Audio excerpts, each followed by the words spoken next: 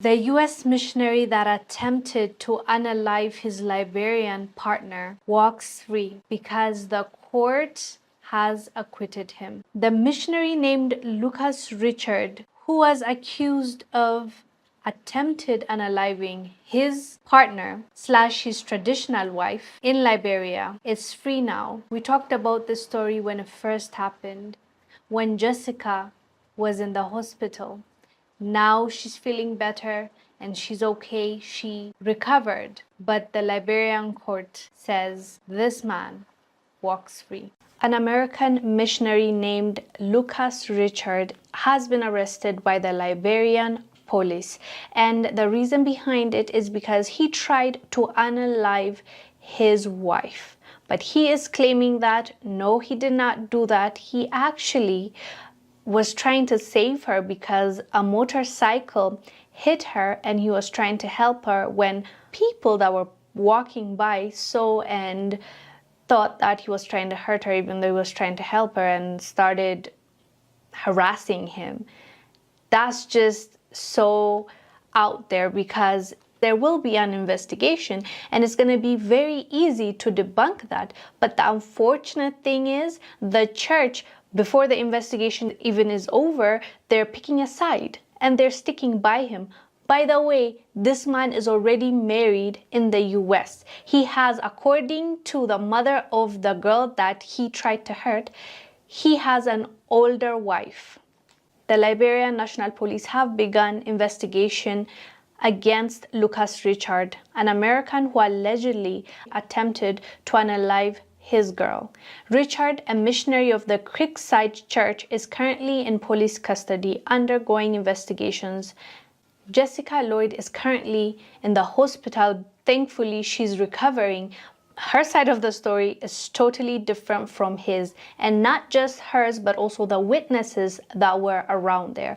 First, I'm going to tell you her side of the story. She said that he called her and wanted to meet up with her because he said there was an urgent situation that he needed to handle in the US, so he wanted to meet up with her before he leaves.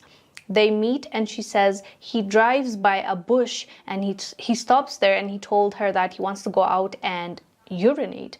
And he wanted her to get out of the car and stay with him while he does that. In the first place, that was a red flag. But for her, she just followed him according to her. And she said he carried a knife when he left the car. So when she asked him why he carried a knife, he told her he's scared of snakes, so he just wanted to carry it to protect himself. They both get out of the car and she said he screams and he tells her, "There's something here, come help." And she's like, "No, I'm afraid." So she does not get closer to him. When she refused to go back to him, he tells her that it was just an animal, and they enter the car again and they start driving. She says they pass by a cemetery and he tells her, "Let's go and look at the graveyard." And she's like, "We don't do that here. We don't go out and walk in a cemetery." And he tells her, "In the US, we do that all the time." She's like, "I'm scared. I'm not gonna do that." Second attempt failed. So third time around, he's driving her back to her house and she says that he told her he wants to fix his tire. So he told her, "Can you kindly help me?" She goes out with him, and as they're looking at the tire, she says he's taken out a metal thing that you're supposed to fix your tire with, and he hit her from behind. At first, she didn't know he hit her. She just thought something burst, like she fell to the ground confused. And when she looked up, he was holding a knife, trying to unalive her. So in that moment, after he, I believe, did it once, someone on a cycle passing by sees them, and this witness actually also gave his account. He told the authorities that when he saw that, he started rushing to their car and he tries to stop him as he's trying to hurt her. When he was stopping him, another motorcyclist took her to the hospital because she was in critical condition.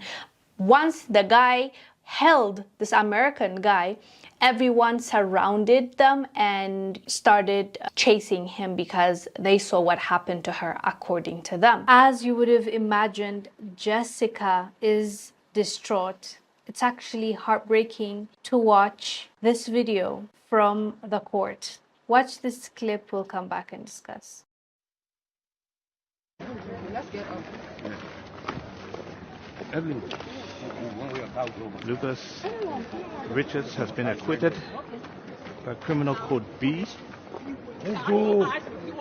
God will punish you. You will die. Your eyes will be open. For what you get the peace and the shame you cause our family and us. You will suffer. I curse you. You will suffer. You will die. Your generation. Your generation. For that the consequence of what you did. You will suffer, Lucas. You will suffer in any church and lawyers. In any church and lawyers that got you as well. The children will suffer. The children will bear the consequences of what you did.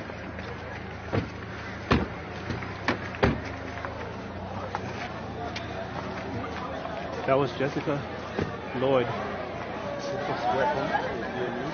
saying her piece, knowing that she has just lost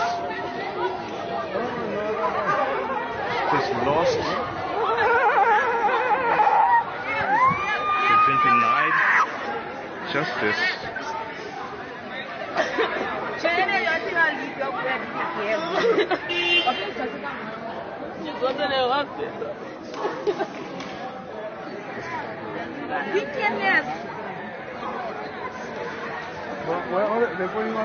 That's her crying, and the community around her crying with her. Unfortunately, justice was not served. The court, for some unknown reason, let this man go, and people are advising her to appeal this decision. I don't believe she has the means, but if people feel strongly about what she went through, and for this man to face the justice system at least the second time around to make sure that he pays for what he has done, Jessica needs to find a lawyer that is capable to take on this case. Anyways, fam, let us know down below what your thoughts are about what the court has decided. I am Wongel Zelalem. I'll see you on the next one. Bye. Unleash the power of knowledge and connect with the heartbeat of the African diaspora.